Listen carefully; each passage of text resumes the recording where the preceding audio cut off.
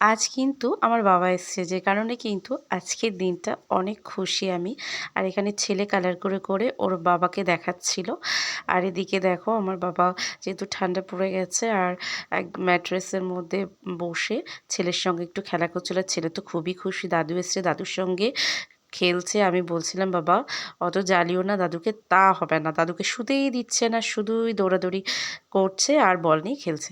আর এদিকে আমার হাসব্যান্ড কিন্তু একটু ময়দা মেখে দিচ্ছে, কারণ আজকে লুচি আর চিকেন কষা বানাবো। তো একদম লাল লাল ঝাল ঝাল চিকেন কষা করেও রেডি করে নিয়েছি। আর এখানে দাদুর সঙ্গে বসে কিন্তু টিভি দেখছে আর মজা করে খাচ্ছে দুজনে।